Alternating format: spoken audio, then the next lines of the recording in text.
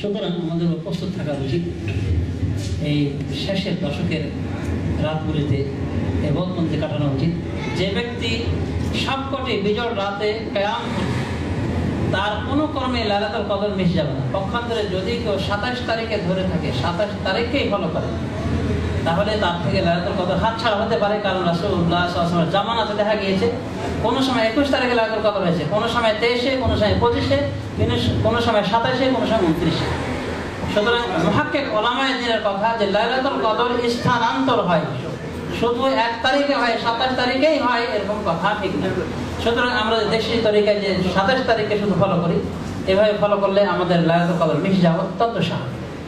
সুতরাং বন্ধুরা চেষ্টা করুন এই লাইলাতুল কদরকে পাওয়ার জন্য, এবং সবকটি রাতে যদি জেগে থাকেন ইনশাআল্লাহ আপনার থেকে লাইলাতুল কদর হাতছাড়া হবে না। লাইলাতুল কদরের দোয়াটা আমি স্মরণ করে আমার আলোচনা শেষ করতে চাই।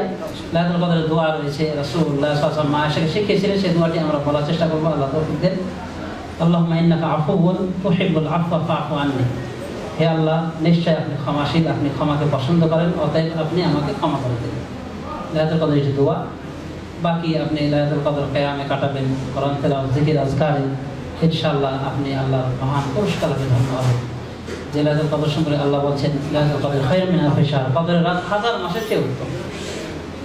তো এই সুযোগ, এই সুবর্ণ সুযোগ আশা করি আমরা হাতছাড়া করবো না। আল্লাহ রাব্বুল আলামিন আমাদেরকে তৌফিক দান করুন। ওয়া জাযাকুমুল্লাহু খায়রান ওয়া বারাকাল্লাহু ফীকুম।